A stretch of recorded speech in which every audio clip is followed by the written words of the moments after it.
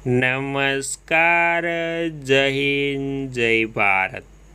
સ્વાગત છે તમારું આપણી YouTube channel government pension salary info and ન્યૂઝમાં। તો આજે આપણે વાત કરીશું કે ગુજરાત રાજ્યના વિધવા મહિલાઓને જે સહાય મળે છે તેમાં વધારો કરવાનો ફાઇનલ નિર્ણય કરવામાં આવ્યો છે। તો વિધવા મહિલાઓને જે 1250ની સહાય મળે છે તેના બદલે હવે ₹4000 વિધવા બહેનોને મળવાપાત્ર થશે।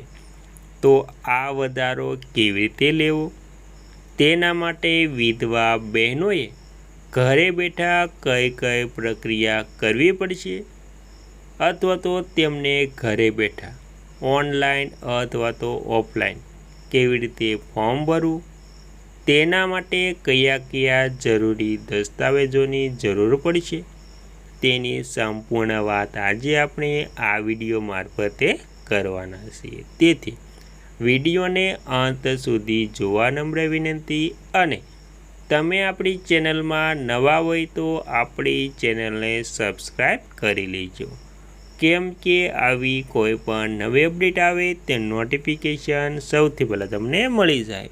અને વિડીયો ગમે તો લાઈક કરવાનું ભૂલતા નહીં।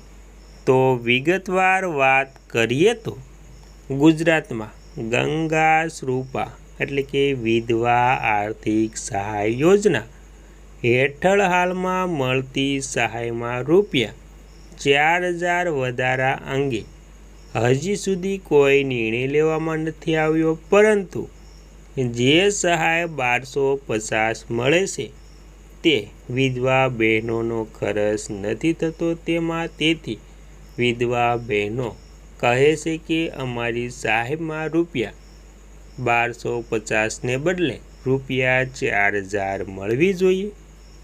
તો દર મહિને ₹12000ની સહાય સીધી બેંક ખાતામાં ચૂકવવામાં આવે છે। અને યોજનાનો પરિચય, યોજનાનું નામ છે ગંગા શ્રુપા આર્થિક સહાય યોજના। વર્તમાન સહાય દર મહિને ₹1250 સીધા તેમના બેંક ખાતામાં જમા કરવામાં આવે છે। ત્યારબાદ તેનો હેતુ નિરાધાર અને વિધવા બહેનોને આત્મનિર્ભર બનાવવું એ મોટો હેતુ છે। તેની પાત્રતા અને માપદંડોની પણ વાત કરીએ તો અરજદાર મહિલા ગુજરાત રાજ્યની કાયમી રહેવાસી હોવી જોઈએ। પતિના અવસાન પછી મહિલાએ પુનઃલગ્ન કરેલા ન હોવા જોઈએ। પરિવારની વાર્ષિક આવક મર્યાદા સરકારના નિયમો અનુસાર હોવી જોઈએ। જરૂરી દસ્તાવેજોની વાત કરીએ તો તેમાં પતિના મરણનો દાખલો, આધાર કાર્ડ અને ચૂંટણી કાર્ડ, બેંક પાસબુકની ઝેરોક્સ, આવકનો દાખલો અને રહેઠાણનો પુરાવો।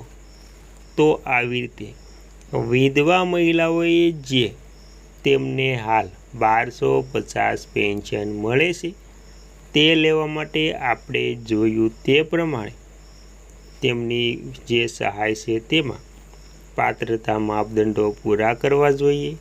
ત્યારબાદ જરૂરી દસ્તાવેજો આપવા જોઈએ ઓનલાઈન કે ઓફલાઈન, અને તમે અરજી ઓનલાઈન અથવા તો ઓફલાઈન પણ કરી શકો છો। તેના માટે આવક મર્યાદા પણ નક્કી કરવામાં આવી છે। શહેરી વિસ્તાર માટે અલગ છે અને ગ્રામ્ય વિસ્તાર માટે પણ અલગ છે।